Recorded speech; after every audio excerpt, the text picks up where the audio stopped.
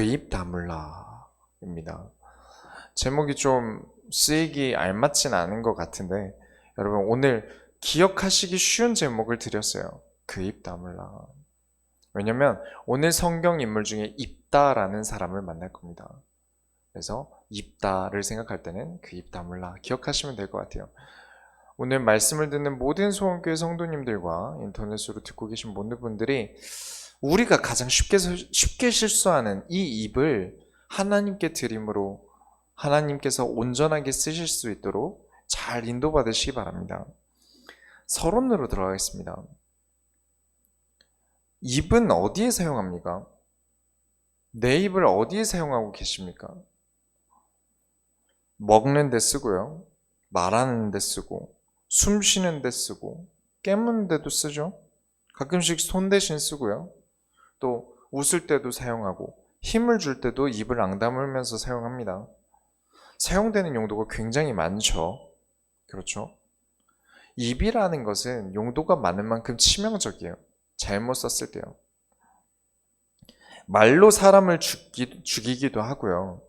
그리고 말로 사람이 위로를 얻기도 합니다. 저희 집에 이제 식구가 이번 주에 하나 더 늘었는데 이제 식구가 느는 걸 뭐라고 합니까? 입이 늘었다고 하죠. 입이 늘어나는 만큼 갈등도 많아집니다.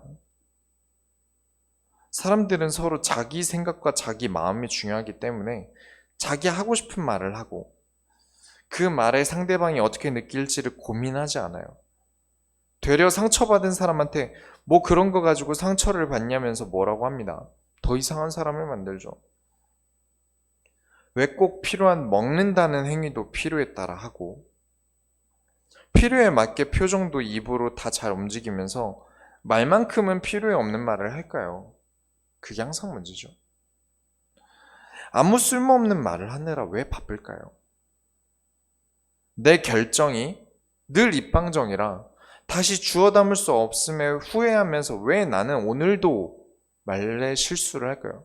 분명히 전에도 후회했는데 분명히 전에도 이러지 말았어야 했는데 그리고 왜 또 할까요? 오늘은 입이라는 단어가 많이 나올 거예요. 심지어 등장인물도 입다라는 사람입니다. 여러분은 오늘 결정하셔야 됩니다. 내 입을 어디에 사용할 것인가? 입에 대한 발견이 있으시기 바랍니다. 본론으로 들어가겠습니다. 다 이겼는데 잃어버리는 일이 생겨요. 입이라는 건 그런 것입니다. 내 모든 것이 이겼는데 입 때문에 다 잃어버리는 일이 생겨요. 첫 번째로 주저앉지 마시기 바랍니다. 말로 주저앉지 마셔야 합니다. 11장을 보시겠습니다. 사사기 11장 1절부터 2절을 보시면 사사기 11장 1절부터 2절 다 같이 읽겠습니다. 사사기 11장 1절부터 2절 길앗 사람 입다는 큰 용사였으니 기생이 길앗에게서 낳은 아들이었고 길앗의 아내도 그의 아들들을 낳았더라. 그 아내의 아들들이 자라매 입다를 쫓아내며 그에게 이르되 너는 다른 여인의 자식이니 우리 아버지의 집에서 기업을 잊지 못하리라 한지라. 이제 이 길앗이라는 사람이 좀 경제적으로 부유한 집이었나 봐요. 기생에게서 아이를 낳았다. 서자죠. 본처가 아닌 겁니다. 그래서 입다라는 사람을 쫓겨납니다. 근데 이 입다가 어떻게 될지를 모르고 쫓아낸 거죠. 이래서 말이 항상 무서운 겁니다. 잘 보냈어야죠. 근데 너는 다른 여인의 자식이니 우리 아버지의 집에서 기업을 잊지 못하리라. 그러면서 내쫓습니다. 사랑을 받을 수 없는 사람으로 태어난 거예요. 그렇죠? 우리 엄마는 많은 남자들에게 금품을 얻으며 살아온 엄마고요. 나는 그런 여인의 자식이고 같은 자식들인데 나는 본처의 아들이 아니라는 이유로 쫓겨납니다. 천대받다가 쫓겨나요. 이제 이 사람의 운명은 이 사람의 삶은 이제 점잖은 일 하면서 넥타이 매고 점잖게 일할 수 있는 운명이 아닌 겁니다. 11장 3절을 보면 이에 입다가 그의 형제들을 피하여 돕당에 거주하며 잡류가 그에게로 모여와서 그와 함께 출입하였더라. 여기 잡류는 불량배를 말하는 겁니다. 잡것들. 잡류는 그런 겁니다. 그러니까 서러운 삶과 거로운 삶이 비슷한 사람들끼리 모여든 거죠. 얻어온 상처가 비슷한 사람들끼리 모였을 거예요. 더 이상 점잖게 일할 수 없고 험한 일을 해야만 살 수 있는 사람들을요. 그래서 11장 5절부터 6절에 암몬 자손 이스라엘을 치러할 때 이 길르앗 사람 장로들이 입다를 데려오려고 돕당에 가서 입다에게 이르되 우리가 암몬 자손과 싸우려 하니 당신은 와서 우리의 장관이 되라 하니 상황이 급해지니까 도움은 필요하고 살기를 바라고 내쫓을 땐 언제고 그래 놓고 와서 살려주세요 부탁하는 것이죠. 많은 분들이 진짜 많은 분들이 좀 소외되고 힘들 때 있지 않습니까? 어려울 때가 있는데 그때 신세 한탄만 하다 끝나는 경우를 정말 많이 봅니다. 나는 이제 더 이상 어쩔 수 없어. 난 끝났어. 이런 경우를 진짜 많이 봐요. 뭐 아주 간단하게 이제 데이트를 하루 종일을 하는데 오전에 한번 뭔가 삐끗했어요. 그럼 망했다면서 집에 가시는 분들도 보셨어요. 그런 거죠. 막 내가 오늘 즐거울 수 있는 많은 일들이 있는데 그렇게 한 번에 놓치는 것처럼 내가 하나님이 나에게 주실 응답이 있는데 하나님이 나로 하여금 하실 게 있는데 한 번에 어떠한 문제에 의해서 내가 주저앉아 버리면서 말만 신세한탄하면서 끝나버려요. 그런 경우들을 정말 많이 봅니다. 여러분 주저앉지 마세요. 오늘의 실패가 상관이 없습니다. 왜냐? 하나님은 반드시 언약 가진 자를 통해서 하십니다. 반드시 당신의 일을 하세요. 그렇기 때문에 절대 주저앉지 마시기 바랍니다. 반드시 기회가 올 겁니다. 지금 내가 외면당하는 일에서 멈춰버리면 다시는 나에게 기회가 와도 잡을 힘이 없어요. 힘을 키우셔야 하고요. 능력을 키우셔야 하고 계속해서 나를 관리하시고 하나님 앞에 계속 나를 세워서 나를 발전시켜 가다 보면 하나님이 그때가 올 때 기회를 주십니다. 승리할 기회를 주셔요. 오늘 이 입다라는 사람이 불량배들이랑 놀면서 어떤 말들을 들었겠습니까? 불량배들이랑 같이 있으면서 형제들이 입다를 내쫓을 때 어떤 말을 하면서 내쫓았겠습니까? 욕도 했을 거고요. 잘 되면 잘 되는 걸 볼수록 기분이 나빴을 거예요. 왜죠? 내가 내쫓았지 않습니까? 그래서 계속 뒤에서 욕하겠죠. 저거 봐라. 불량배들이랑 논다. 역시 기생아들이야. 우리는 그런 비난들을 받을 때가 있습니다. 그러나 멈추지 마셔야 합니다. 계속 뒤에서 계속 벌레 취급을 하고 욕을 하고 다녔는데 입다가 잘 되면 본인의 입지가 어떻게 되겠습니까? 그래서 계속 욕을 하게 되는 거예요. 나를 욕하는 사람을 크게 신경 쓰지 말아야 될 이유기도 합니다. 그래서 우리가 사사기 둘째 주에 말씀을 드렸죠. 우리가 여기서 멈춘다면, 주저앉아 버린다면 누구 좋은 일을 하는 것입니까? 하나님은 반드시 우리로 하여금 승리하게 하실 텐데 내가 여기서 멈추면 공의를 모르고 하나님의 면전에서 악을 행하면서 입으로는 복음을 말하는 사람들만 좋은 일을 하는 겁니다. 내가 멈추지 말아야 돼요. 나는 끝났어 라면서 내 인생을 여기서 끝내시면 안 됩니다. 말씀을 가지고 더욱더 나아가시기 바랍니다. 두 번째로 모든 판단은 여호와께서 하시는 것입니다. 잊지 마셔야 됩니다. 내 입에 모든 나오는 것에 대한 판단은 내가 하고 싶은 말을 하는 게 아닙니다. 모든 판단은 여호와가 하시는 것입니다. 여러분에게 무엇이 우선이십니까? 여러분의 달력은 하나님의 역사로 진행됩니까? 아니면 사람의 역사로 진행됩니까? 지금 암몬 자손이 이스라엘과 전쟁을 하기 위해 쳐들어왔어요. 지금 쳐들어온 이유가 뭐냐면 모세가 암몬 땅을 빼앗아 가지 않았냐? 그래서 다시 돌려받으러 왔다 라는 게 이유였어요. 그런데 사실 이것은 사실이 아닙니다. 암몬 자손의 땅을 뺏은 적이 없어요. 지금 암몬 자손이 쳐들어온 땅은 우리가 민수기에서 다뤘습니다만 암몬 자손에게서 빼앗은 땅이 아닙니다. 이것은 마치 일본이 독도는 자기들 땅이라고 우기는 거랑 비슷한 맥락이에요. 원래 전쟁이라는 것은요, 트집 잡고 시비 걸어서 하는 거죠. 그래서 11장 23절부터 24절을 보시면 이스라엘의 하나님 여호와께서 이같이 아모리 족속을 자기 백성 이스라엘 앞에서 쫓아내셨거늘 내가 그 땅을 얻고자 하는 것이 옳으냐? 내 신 그모스가 내게 주어 차지하게 한 것을 내가 차지하지 아니하겠느냐? 우리 하나님 여호와께서 우리 앞에서 어떤 사람이든지 쫓아내시면 그것을 우리가 차지하리라. 이 땅은 하나님이 아모리 족속을 쫓아내신 땅이다. 암몬 족속이 아니라 아모리 족속을 쫓아내서 하나님이 주신 땅인데, 만약에 만약에 다른 땅을 너희 신인 그모스 신이 주었다면 너희가 그 땅은 차지하지 않겠냐? 똑같은 거다. 하나님이 우리에게 주신 땅이니까 우리가 거기서 있는 것이다. 그리고 11장 26절부터 27절에 모든 성읍에 거주한 지 300년이거늘 그동안 너희가 어찌하여 도로 찾지 아니하느냐? 무슨 뜻이죠? 이스라엘이 이 성읍에 들어온 지가 300년이 지나가는데 왜 그동안 온 적도 없으면서 왜 억지를 부리냐는 것이죠. 그러면서 중요한 말을 합니다. 27절 다 같이 읽겠습니다. 11장 27절입니다. 내가 내게 죄를 짓지 아니하였거늘 내가 나를 쳐서 내게 악을 행하고자 하는도다. 원하건대 심판하시는 여호와께서 오늘 이스라엘 자손과 암몬 자손 사이에 판결하시옵소서 하였으나, 하나님이 주시는 것을 빼앗고자 하는 악을 저지르는 것은 하나님이 판결하실 때 결코 용서하지 않으실 것이다 라는 것이죠. 내가 하는 말이 하나님의 판단이 아니라 내 판단일 땐 하나님이 책임지실 수가 없어요.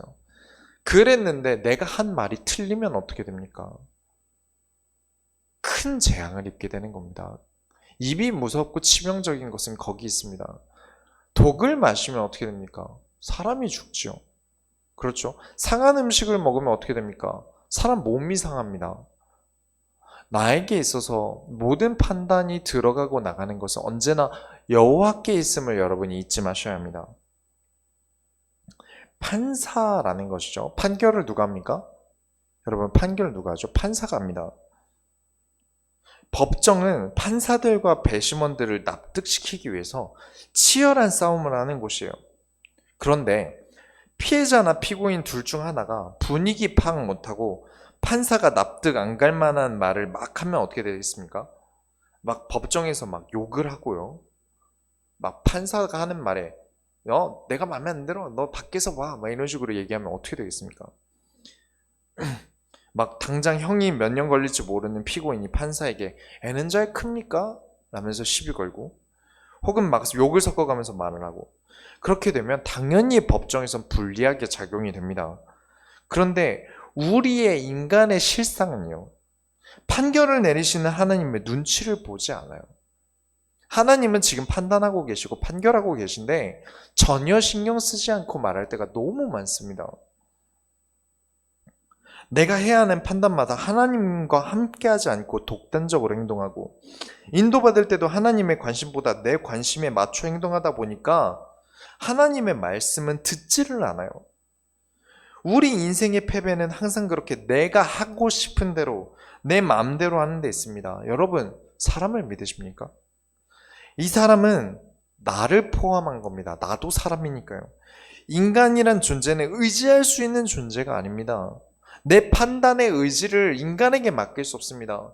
나도 포함입니다. 나의 의지를, 내 판단을 내 의지에 맡길 수가 없어요. 지난주에 말씀을 드렸죠. 하나님을 따르지 않음은 하루아침에 모든 것을 다 잃어버리게 만드는 것입니다. 내가 내 마음에 드는 행동을 하는 것은 모든 걸 잃어버리는 행동이 돼요. 왜냐? 법정에서 불리하게 적용해서 내가 모든 걸 잃어버리거든요. 세 번째로, 입다에게 비극이 찾아옵니다. 암몬 자손은 입다의 말을 듣지 않고 끝까지 이스라엘과 전쟁할 생각을 합니다. 그때 29절을 보시면 11장 29절에 이에 여호와의 영이 입다에게 임하시니 입다가 길르앗과 므낫세를 지나서 길르앗의 미스베에 이르고 길르앗의 미스베에서부터 암몬 자손에게 나아갈 때에 입다가 힘을 얻었어요. 하나님께서 이 전쟁을 원하신다는 것을, 이기게 하시겠다는 것을 알게 된 것을 표현한 것이 여호와의 영이 입다에게 임하시니입니다. 그래서 이제 전쟁을 하러 가는데 비극이 일어나요. 30절부터 31절을 보시면, 이건 중요하니까 좀 읽겠습니다. 11장 30절부터 31절을 다 같이 읽겠습니다. 그가 여호와께 서원하여 이르되 주께서 과연 암몬 자손을 내 손에 넘겨주시면 내가 암몬 자손에게서 평안히 돌아올 때에 누구든지 내 집 문에서 나와서 나를 영접하는 그는 여호와께 돌릴 것이니 내가 그를 번제물로 드리겠나이다 하니라. 과연, 주시면 이라는 단어는 우리가 평소에 어떻게 씁니까? 과연 올까? 과연 그럴까? 또는 너 이거 하면 내가 할게. 등가 교환이죠. 의심과 함께 있는 것입니다. 전적으로 믿지 못하기 때문에 교환을 하는 것이죠.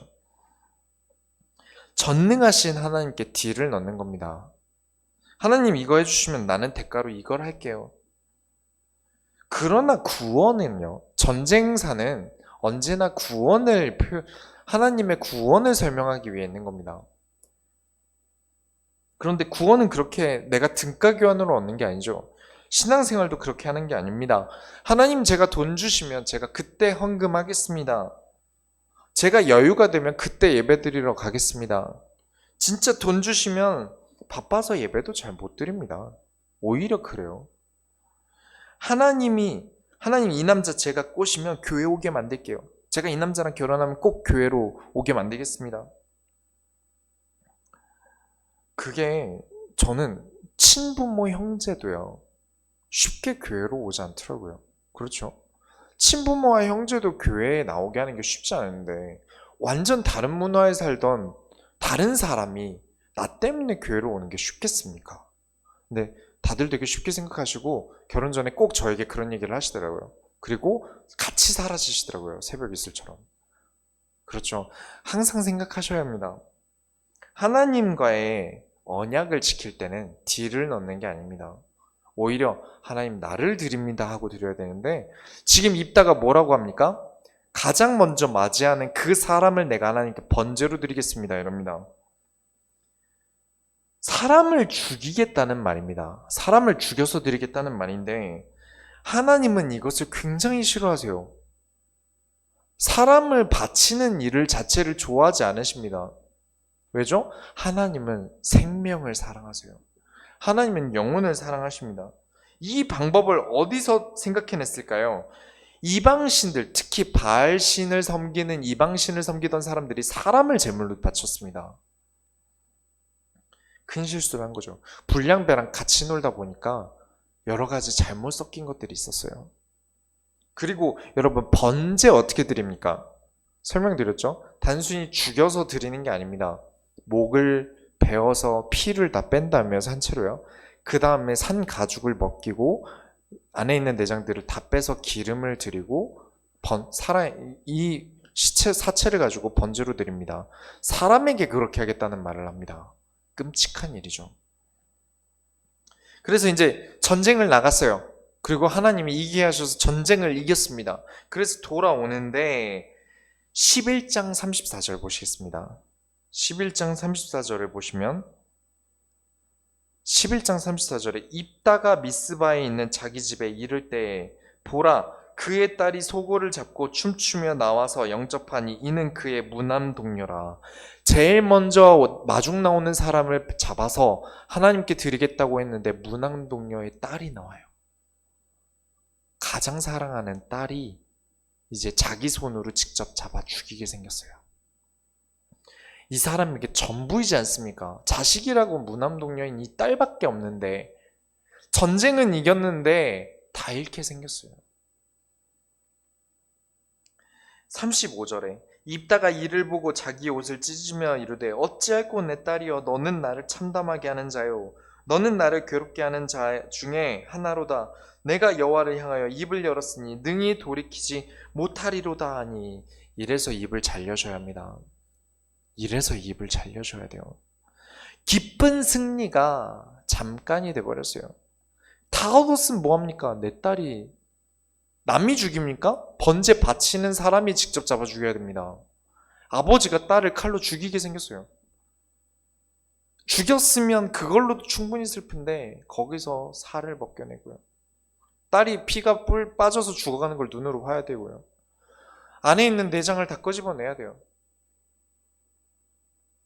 36절부터 37절에 딸이 그에게 이르되 나의 아버지여 나의 아버지께서 여호와를 향하여 입을 여셨으니 아버지의 입에서 낸 말씀대로 내게 행하소서. 이는 여호와께서 아버지를 위하여 아버지의 대적 암몬 자손에게 원수를 갚으셨음이니이다 하니라. 또 그의 아버지에게 이르되 이 일만 내게 허락하사 나를 2달만 버려두소서. 내가 내 여자친구들과 산에 가서 나의 처녀로 죽음을 인하여 애곡하겠나이다 하니. 얼마나 끔찍합니까? 설명을 굳이 안 드려도 읽기만 해도 설명이 필요 없지 않습니까? 아직 결혼도 하지 않은 처녀가 이제 친구들이랑 산에 올라가서 이 산이 다 울리도록 얼마나 울었을까요? 39절부터 40절에 2달 만에 그의 아버지에게로 돌아온지라 그는 자기가 서원한 대로 딸에게 행하니 딸이 남자를 알지 못하였더라. 이것이 이스라엘의 관습이 되어 이스라엘의 딸들이 해마다 가서 길랏 사람 입다의 딸을 위하여 나흘씩 애곡하더라. 입다는 자기가 서원한 대로 행동을 합니다. 스스로 자신의 딸을 죽이고 살을 벗기는 끔찍한 일을 해요. 진짜 입다가 얼마나 많이 울었을까요? 진짜 울다가 막 정신 나가고 그랬을 거예요. 여러분 정말 입을 조심하셔야 됩니다. 너무 쉽게 말하는 탓에 불신앙을 교회에 심기도 하고요. 하나님 앞에서 함부로 말하다가 모든 것을 잃는 걸 정말 많이 봅니다. 다 잃는 사람 한 번 더 보겠습니다. 두 번째로 에브라임 지파가 입방정을 떱니다. 어떤 식으로 입방정을 떠냐면요. 당시에 이스라엘에서 가장 큰 지파 중에 하나가 에브라임 지파입니다. 권력을 많이 얻었어요. 특히 내보냈어야 되는 이방인들을 데려다가 종으로 쓰면서 돈을 꽤 벌었나 봅니다. 그래서 꽤 부흥한 지파예요. 그렇게 인본주의 써서 커지니까 하는 짓이 인본주의인 겁니다. 첫 번째로 입으로 자신의 권력을 보여줍니다. 어떤 거냐면 갑질을 해요. 지금 입다는 끔찍한 일을 겪었어요. 끔찍한 일을 겪었는데 누가 와서 시비를 건다 어떻게 되겠습니까? 지금 눈에 보이는 게 없을걸요. 일단 눈에 휜자 있지 않습니까? 그 도살장, 옛날 도살장 보니까 하시는 분들이 백정하시는 분들이 눈이 빨개요. 그만큼 심장에 충격적이고 해로운 일이겠죠. 심적으로도 많이 힘든 일이고요. 에브라임 지파가 와서 입을 잘못 털기 시작합니다. 그게 오늘 읽은 본문이죠. 읽었으니까 생략해서 설명을 드리자면 에브라임 사람들이 왜 너는 나를 안 데리고 가냐? 네가 권력을 다 취하기 위해서 그러는구나. 내가 너의 집을 다 불사를 거라고 협박을 합니다. 근데 이게 에브라임 지파가 여기서 처음 이러는 게 아닙니다. 잠깐 8장 1절을 보시겠습니다. 사사기 8장 1절을 보시면 에브라임 사람들이 기드온에게 이르되 내가 미디안과 싸우러 갈 때에 우리를 부르지 아니하였으니 우리를 이같이 대접하면 어찌 됨이냐 하고 그와 크게 다투는지라. 이때도 본인들은 뒤에 있었습니다. 안 왔어요. 불렀는데. 지금 입다가 전쟁했을 때도 불렀는데 안 왔습니다. 그래놓고 왜 나를 안 불렀냐 이러면서 싸웁니다. 에브라임 땅이 좀 크고 나라에서 권력 좀 있으니까 다른 지파가 권력이 커지지 않게 하기 위해서 일부러 말로 누르는 겁니다. 꼬투리를 잡아서. 제가 부교육자 생활을 할 때요. 참 많이 겪었던 일인데 제가 좀 위협적으로 보이시는 분들이 좀 계셨나 봐요. 그래서 그냥 아무 생각 없이 말한 건데 의미 부여도 엄청 하는 것 같고요. 그냥 쳐다봤는데 왜 불만 가득하게 쳐다봤냐라고 생각하시는 분들도 계셨어요. 그래서 부교육자 때 제 위에 이제 계신 몇몇 분들이 좀 얘를 눌러놔야 일이 좀 편하겠다, 일을 좀 시켜먹겠다 싶으셔서 초반에 많이 누르시더라고요. 근데 이거 주로 어디서 하냐면 군대에서 합니다. 신병 들어왔을 때 일부러 막 갈구고 잠 안 재우면서 사람을 만들어 놓죠. 이렇게 해서 기를 누르려고 해요. 이게 무슨 잘못이 되냐면, 두 번째로 입으로 산 자가 입으로 망하는 결과를 초래합니다. 사람 잘못 건드렸어요. 기도는 넘어갔는데 입단은 지금 넘어갈 때가 아닌 겁니다. 12장 3절에 나는 너희가 도와주지 아니하는 것을 보고 내 목숨을 돌보지 아니하고 건너가서 암몬 자손을 쳤더니 여호와께서 그들을 내 손에 넘겨주셨거늘 너희가 어찌하여 오늘 내게 올라와서 나와 더불어 싸우고자 하느냐 하니라. 사람의 상태를 보고 건드려야죠.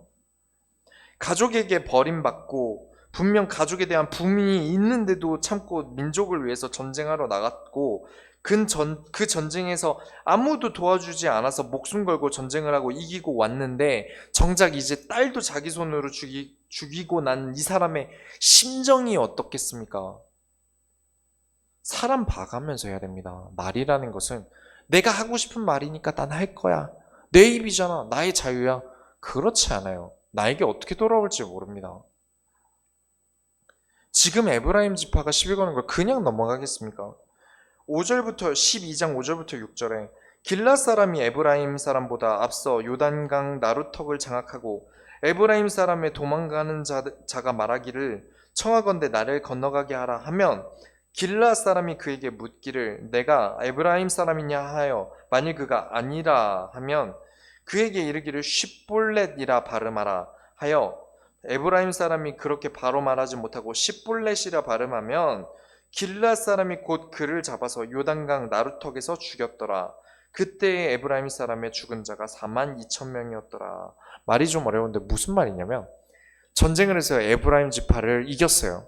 그래서 에브라임 지파가 도망을 가는데 그 도망가는 길목으로 빨리 가서 검열을 하는 겁니다. 왔을 때 안 되는 발음을 시키는 거죠. 뭐 예를 들어서 이제 글자를 뭐 한다고 라고 써놓은 다음에 읽어보라고 해서 뭐 한다고 라고 읽으면 이제 수도권 사람이고요. 묻한다고 이러면 이제 그 사투리 억양이 되는 거죠.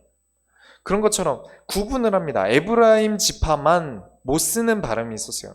그래서 그걸 가지고 구분해서 죽였는데 몇 명을 죽이냐? 42,000명을 죽입니다. 입이 문제예요. 정말 입이 문제입니다. 이 사람들이 입으로 장난질을 하다가 입에서 나오는 발음이 안 돼서 42,000명이 죽습니다. 입이 가져다주는 교훈을 잊지 않으셔야 합니다. 그래서 여러분 항상 평화는 입에서부터 시작하는 것을 잊지 마셔야 됩니다. 아까 서론에 말씀드렸죠? 입으로 망하기도 하고요. 입으로 사람을 죽이기도 하고 입으로 위로를 하기도 합니다. 세 번째로 이제 입다가 죽고 난 이후에 평화로 이끄는 사사들이 나타납니다. 말이 없어요. 이 사사들을 12장 이후에 이제 나오는 사사들은 무슨 말을 했다는 기록이 없습니다. 이제 12장 8절에는 입산이라는 사람이 나왔습니다. 그럼 입이 살아있어야 되는데 한마디도 없어요. 12장 9절에 그가 아들 30명과 딸 30명을 두었더니 그가 딸들을 밖으로 시집 보냈고 아들들을 위하여서는 밖에서 여자 30명을 데려왔더라. 그가 이스라엘 사사가 된 지 7년이라. 그리고 13절 14절을 보면 그 뒤를 이어 바라돈 사람 힐렐의 아들 압돈이 이스라엘의 사사가 되었더라. 그에게 아들 40명과 손자 30명이 있어 어린 나귀 70마리를 탔더라. 압돈이 이스라엘의 사사가 된 지 8년이라. 뭔가 말이 없습니다. 그냥 자식 몇 명 낳았는지만 나와요. 이게 무슨 뜻이냐면 계속해서 기드온과 비교를 하는 겁니다.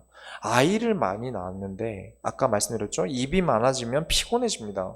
드는 돈도 많고 사람 말도 많고 사람이 많아지면 문제도 가중됩니다. 말이 많아지니까요. 그렇죠? 그랬는데 아이를 그만큼 낳았는데 아무 문제 없었다. 나라에 아무 문제가 없었다. 그리고 나귀가 무엇이었죠? 이번 주 크리스마스 때 설교 때도 말씀드렸죠. 평화의 상징입니다. 나귀 70마리를 탔다. 이 후대들이 이 나라를 돌면서 평화의 일을 했다는 말을 이렇게 표현을 해놓는 겁니다. 그래서 여러분 결론을 내리겠습니다. 내 입은 언약을 위해 사용합니다. 언약을 위해 사용되지 않는 입은 다무시기 바랍니다. 언제나 입을 조심하셔야 돼요. 물론 뭐 그런 거, 뭐 오늘 마스카라 예쁘다, 오늘 화장 잘 먹었네, 이런 거 말고요. 내가 진짜 진지하고 진중하게 하는 말은 정말 신경 써야 됩니다. 혹은 항상 속에서는 생각하셔야 돼요. 이 사람이 상처받지 않을지, 혹시 이 사람의 심기를 건드릴지 않을지. 왜냐? 나는 평화를 주는 사람이어야 하거든요. 그런 것들을 항상 생각하셔야 됩니다. 네, 올해 마지막 주일이에요. 오늘이 지나면 2019년은 돌아오지 않습니다. 아니, 그냥 2020년 이후 지나면 2019년은 절대 돌아오지 않아요. 그러면서 여러분, 시작이 반입니다. 2020년을 잘 준비하셔야 돼요. 내 입 때문에 한 해가 망치는 일을 만들지 마십시오. 내 입방정 때문에 한 해 동안 받을 응답을 놓치지 마시고 입을 무겁게 하시면서 하나님께 기도함으로 하나님께 나아가시는 주가 이번 주가 꼭 되셔야만 합니다. 원단부터 1월에는 이 원단 가지고 계속 집중해서 언약을 전달해야 되기 때문에 수요 예배와 금요철 예배가 없습니다. 그만큼 너무 중요하기 때문에 준비할 과정들이 굉장히 많이 필요했어요. 이 중요한 시기를 뚫려서 아무 말이나 나오는 나의 입 때문에 가정을 망치고 나를 망치고 교회를 망치는 일을 해선 되겠습니까? 그때는 내가 내 자식을 칼로 도려내는 일과 같은 가슴 아픈 일을 겪을지도 모르고요. 한 민족이 입 때문에 망하는 것과 같은 일을 겪게 될지 모릅니다. 그러나 그 입을 언약을 위하여 신중하고 조심하게 쓰는 자는 평화의 나귀 70마리로 가득한 2020년 한 해를 겪게 될 것입니다. 2020년은 원단은 현장을 향한 도전이에요. 그리고 그 현장을 향한 도전은 현장에서 시작되는 게 아니라 교회에서 시작되는 것입니다. 그러면서 야고보서 3장에 있는 교훈처럼 어떠한 이유라도 내 입이 교회를 무너뜨리는 일을 해서는 안 된다는 겁니다. 내 입부터 고치는 게 현장을 향한 도전이에요. 왜냐? 내 마음이 고쳐지지 않으면요, 내 입은 고쳐지지 않아요. 언제나 나의 입을 하나님이 쓰시기에 합당한 입으로 사용하시기 바랍니다. 우리가 하나님의 소원을 열어드립시다. 기도하겠습니다.